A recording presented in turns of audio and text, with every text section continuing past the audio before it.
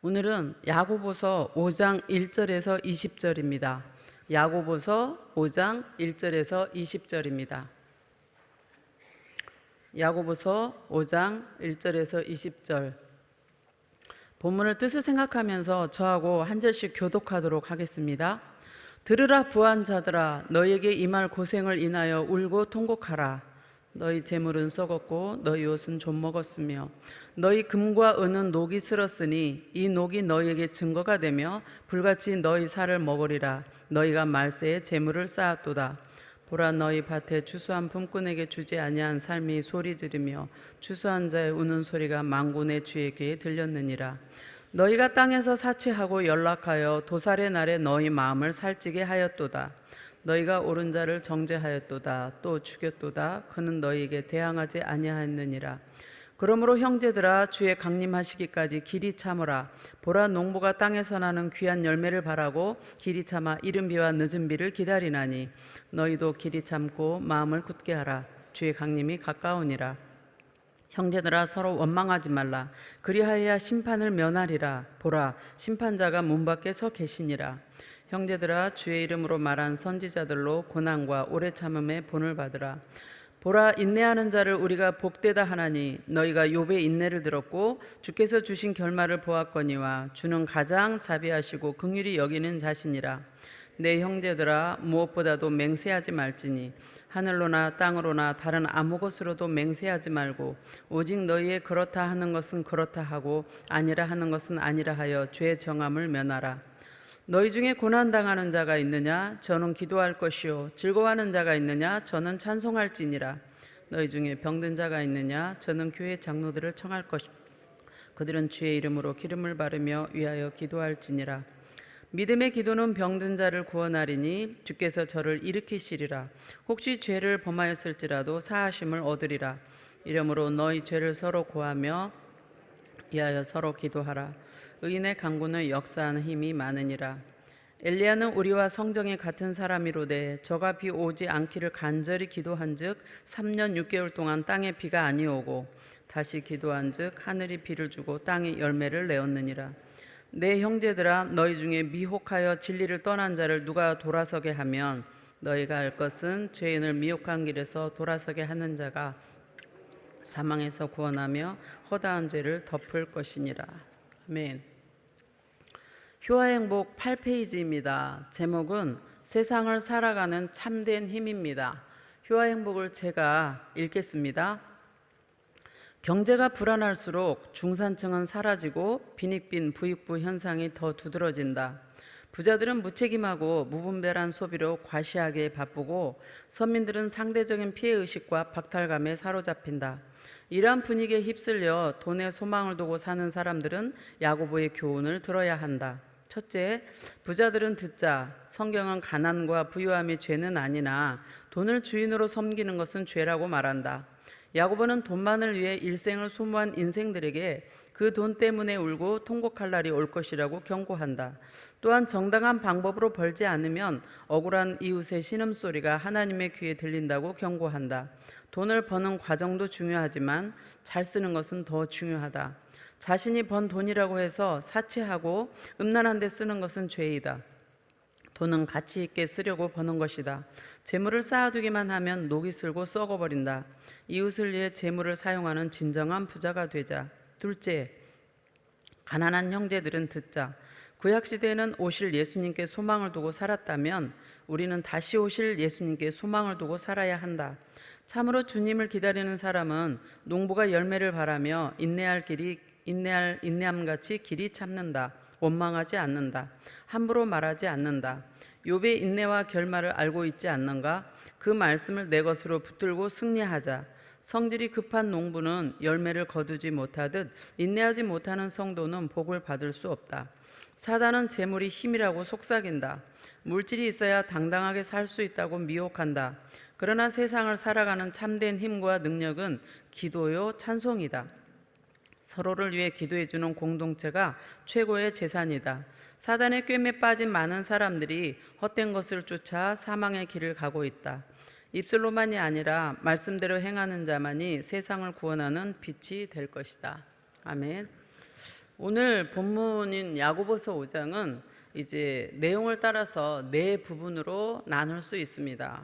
먼저 1절에서 6절까지는요, 포악한 부자들에 대해서 경고를 합니다. 그리고 7절에서 11절까지는 가난한 성도들에게 인내할 것을 권하고 있습니다. 12절은 맹세하지 말라라고 말씀하고 있고요. 13절에서 20절은 기도하고 찬송하라 이렇게 권면하는 내용이 나타납니다. 오늘 아침에는 1절에서 11절까지만 말씀을 나눠보고자 합니다. 부자와 가난한 성도들에게 주시고 있는 말씀인데요. 먼저 1절을 제가 읽겠습니다. 들으라 부한 자들아, 너희에게 임할 고생을 인하여 울고 통곡하라. 야고보서를 보면 형제들아 라는 그런 호칭을 자주 사용하고 있습니다. 그런데 지금 1절에는 형제들아 이렇게 말씀하지 않고요, 그런 표현하지 않냐고 들으라 부한 자들아 이렇게 표현을 하고 있습니다. 1절을 제 표현으로 바꿔서 말을 하자면 이런 말입니다. 부자들아 잘 들어, 너희들에게 고난이 닥칠 텐데 소리 높여 슬프게 울어라 이렇게 말씀하고 있는 것이죠. 그럼 부자로 사는 게 나쁜 것입니까? 그렇지 않습니다. 성경에는 불의한 부자를 나타내고 있죠. 사실 성경에는 부요함 그 자체에 대해서 나쁘다고 말씀하지 않습니다. 오히려 부요함은 일반적으로 축복과 연결되는 주제 가운데 하나이기도 합니다. 그래서 잠언 10장 22절에는 이렇게 말씀하고 있죠. 여호와께서 복을 주심으로 사람으로 부하게 하시고 근심을 겸하여 주지 아니하시느니라 이런 말씀도 있고요. 성경에는 실제로 아브라함, 이삭, 요셉, 바나바 등이 모두 부자입니다. 근데 본문 1절에서 말씀하신 그 부자는 불의한 부자를 말하고 있는 것입니다. 하나님이 원하지 않는 방법으로 물질을 축적하는 그런 부자들을 말씀하고 있는 것입니다. 그래서 1절은 그렇게 수단과 방법을 가리지 아니하고 자기의 부를 위해서 물질을 축적하는 불의한 부자들에게 이제 하나님의 무서운 심판이 있으니까 소리 높여서 슬프게 울어라 이렇게 말씀하고 있는 거죠. 불의한 부자가 하나님의 심판을 받는 이유가 2절부터 6절까지 네 가지나 말씀하고 있습니다. 첫 번째는 2절에서 3절인데 제가 읽겠습니다. 너희 재물은 썩었고 너희 옷은 좀 먹었으며 너희 금과 은은 녹이 슬었으니 이 녹이 너희에게 증거가 되며 불같이 너희 살을 먹으리라. 너희가 말세에 재물을 쌓았도다. 야고보서가 기록될 당시의 재물은 곡물과 의복과 금과 은입니다. 부자들이 재물을 쌓는 일에 정신이 팔려서 이제 말세가 오는 줄도 모르고 살아갑니다. 결국 부자들의 그 재물은 썩었고 옷이 좀 먹었다라고 이렇게 표현하는데, 이 말은 부자들이 그 자기들의 재물을 썩혀가면서까지도 어려운 이웃의 굶주림을 외면했다라고 그렇게 말씀하시는 거죠. 옷이 좀 먹을 정도로 쌓아두었다. 사실 옷이 한 벌이나 두 벌 있으면 좀 먹을 기회가 없죠. 입어야 되니까. 그런데 좀 먹을 정도로 장롱에다 쌓아두고도 어려워서 헐벗고 있는 이웃을 돌아보지 않는, 자기 입속만 챙기는 그런 불의한 부자들을 꼬집고 있는 부분입니다. 전도서 5장 13절에는 이렇게 말씀합니다. 내가 해 아래서 큰 폐단되는 것을 보았나니 곧 소유주가 재물을 자기에게 해되도록 지키는 것이라 이렇게 말씀하는데요. 해 아래서 큰 재앙이 있는데 그것은 재물을 쌓아두고 축적한 자에게 재물이 오히려 해를 끼친다라는 그런 의미입니다. 부자들이 그렇게도 애지중지하게 이제 여기던 그 재물에 녹이 쓸어가듯이 하나님을 생각하지 않고 내 이웃을 도우라는 말씀을 모른다면 그 영혼도 말세의 심판을 쌓게 되어버렸다라는 그런 의미이죠. 두 번째는 이제 4절입니다. 제가 읽어보면요. 보라, 너희 밭에 추수한 품꾼에게 주지 아니한 싹시 소리 지르며 추수한 자의 우는 소리가 만군의 주의 귀에 들렸느니라. 불의한 부자가 여러 가지 핑계를 대면서 그 품꾼들 불러다가 일을 시켰으면 돈을 줘야 되는데 그 품삯을 주지 않는 사실을 고발하고 있는 것입니다. 그들은 품꾼의 싹을 그날로 지불해야 했던 그런 당시의 율법을 어기고 있습니다.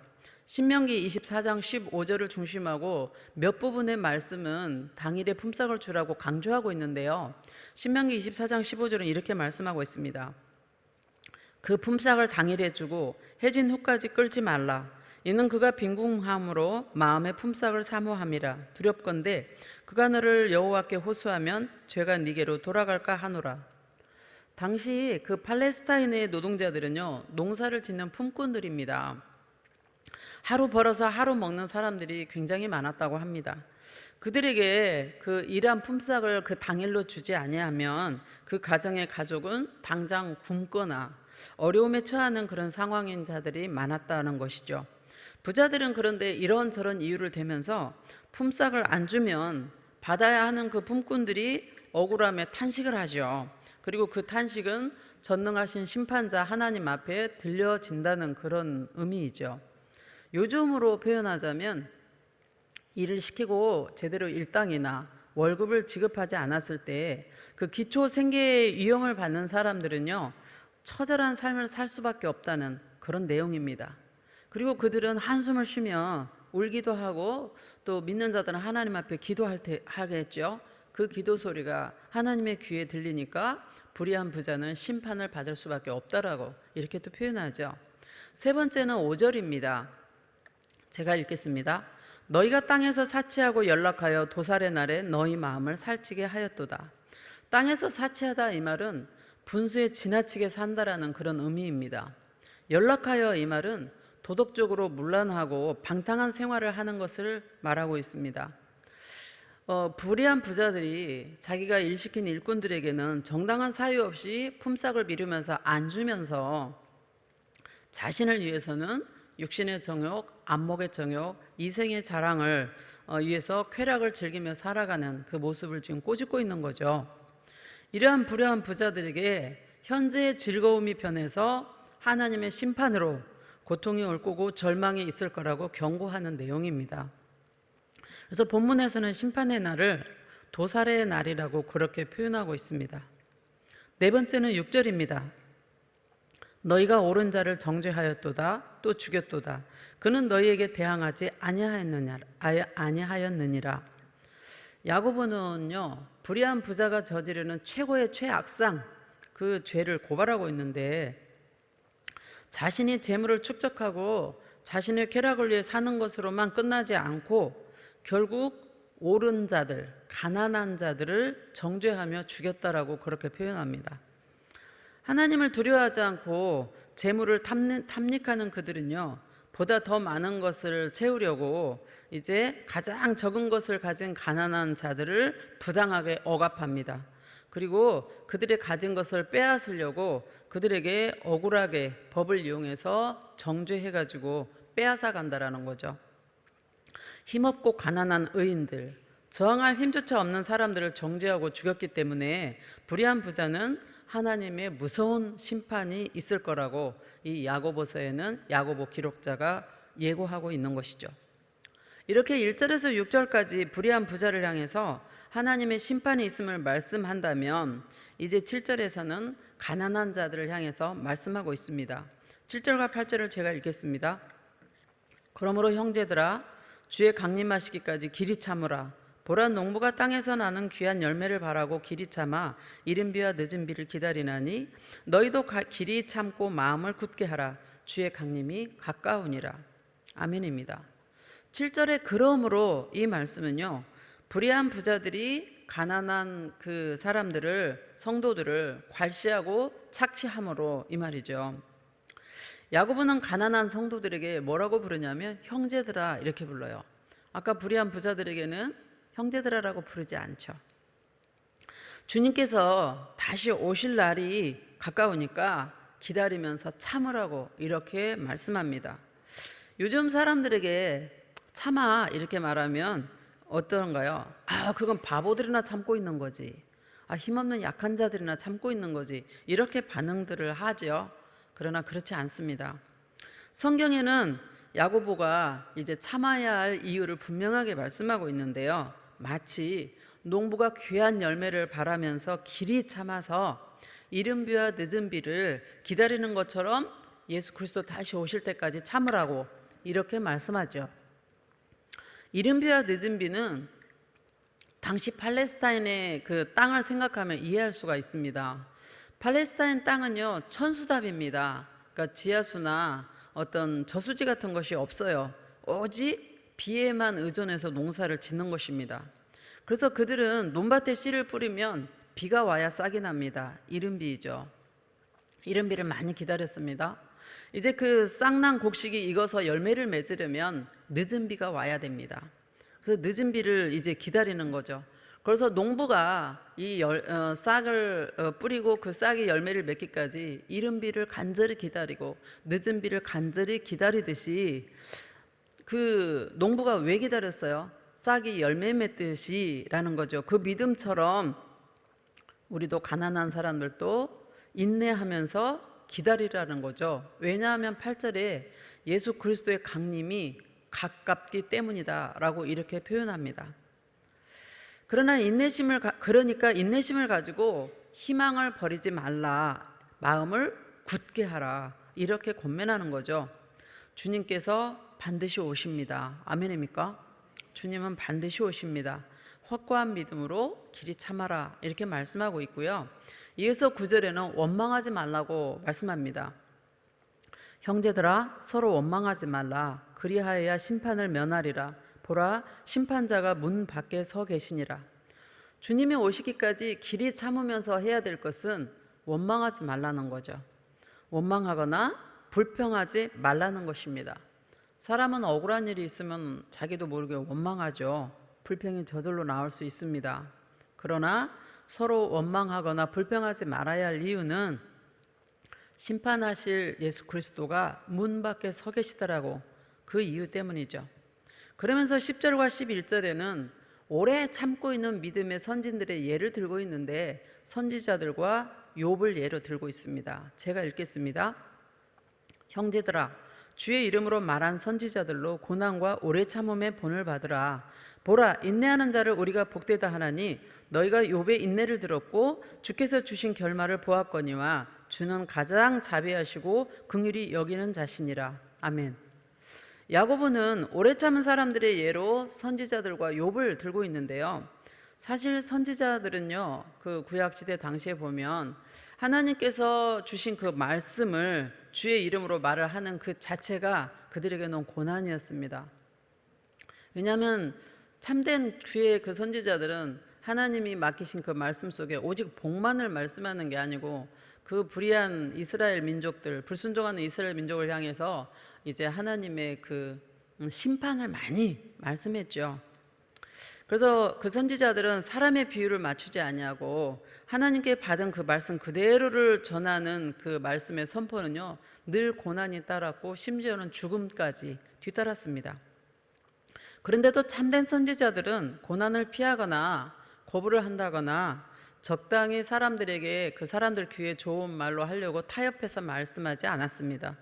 고난 받는 것도 저는 이 선지자들 생각하면서 참 마음이 뭉클한 거는요, 우리는 하나님의 뜻이다 생각하면 다 잘 되는 것만 생각하지 않습니까? 근데 선지자들은 고난 받는 것도 하나님의 뜻 가운데 하나다, 하나님의 뜻이 이루어지는 통로다, 이렇게 생각을 하면서 오래 참음으로 그 고난을 이겨냈다라는 거죠. 욥을 한번 생각해 보시면 욥도 어떤 죄 지은 거 없이요, 굉장히 많은 시험, 다양한 고난을 받았습니다. 온갖 재난을 당했고요. 그리고 모든 자녀들이 일시에 압사당해서 죽어버렸죠. 그리고 욥에게 견디기 어려운 병으로 이제 기와장으로 자기 몸을 북북 긁어가면서 온갖 고통을 당할 때 그 욥의 아내는 뭐라 그럽니까? 하나님을 저주하고 죽어버려라 그러면서 떠나버립니다. 욥이 위대하다고 여겨지는 이유는요, 그런 정말 형용할 수 없는 그런 시험 가운데서도 끝까지 하나님을 떠나지 않습니다. 욥의 인내는 믿음의 인내인 거죠. 욥이 그야말로 처절한 고난 속에서도 인내할 수 있었던 이유는 하나님을 믿기 때문이고 하나님을 알기 때문이고 하나님을 사랑하고 분명히 뭔가 뜻이 있었을 거다라는 그 섭리를 신뢰하기 때문에 그렇게 인내할 수가 있었습니다. 그래서 욥의 결국은 가장 자비하시고 긍휼하신 하나님께 갑절의 복을 받는 그런 이제 일이 욥기에 나타나고 있죠. 우리도 어려움이 있다면 인내하라는 거죠. 이제 말씀을 마무리하려고 합니다. 1절에서 6절까지는 불의한 부자들에게 하나님의 심판이 있을 것을 경고하고 있습니다. 우리는 이 말씀을 통해서 그러실 분은 안 계시겠지만 혹시 우리가 잘못된 물질 생활을 하고 있다라고 여겨진다면 회개가 필요하죠. 하나님은 너 혼자만 잘 먹고 니네 가정만 잘 살아 이렇게 하면서 물질을 주신 경우는 거의 없습니다. 바른 물질 생활을 해야 하는데 그게 뭡니까? 내 주위에서 이웃이 굶어가거나 아파 죽어가는데 외면하는 일이 없어야 된다는 거죠. 인색하게 나만을 생각하는 거, 불의하게 돈을 모으는 일이 없어야 한다는 거죠. 내 인간에게 있는 그 정욕, 쾌락을 위해서 돈을 사용하지 않고 전략하면서 또 가정생활하면서 하나님이 기뻐하시는 일에 힘쓰게 살아라. 이거를 저희는 오늘 아침에 느낍니다.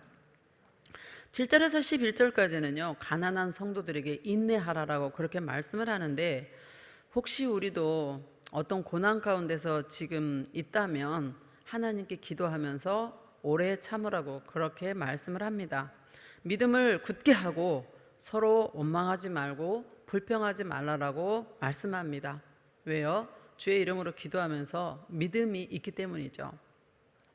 주의 이름으로 말하다가 고난당한 선지자들을 생각해보고 아무 이유 없이 고난을 당했지만 인내했던 욥을 생각하면서 주님 다시 오실 때까지 오래 참는 우리가 되기를 축복합니다. 하나님은 모든 것을 알고 계십니다. 오늘 하루도 서로 주 안에서 용서하면서 인내하고 축복하는 하루가 되기를 원하고요. 말씀을 묵상하면서 기도하시는 이 하루, 하나님을 더 사랑하는 이 하루가 되기를 예수 이름으로 축복합니다. 기도하겠습니다. 하나님 아버지, 은혜를 감사합니다. 저희가 이 세상을 살아나가면서 필요한 수단은 돈입니다.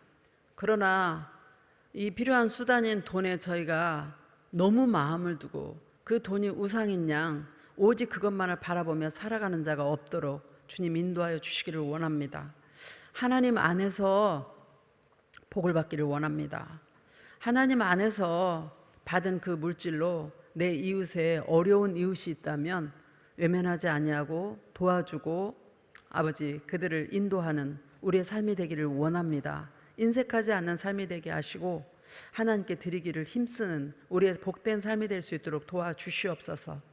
물질 때문에 힘들고 가난하고 슬프며 눈물 나는 그런 아버지 성도인들 많이 계십니다. 특히 코로나를 맞이해서 그런 사람이 더 많습니다.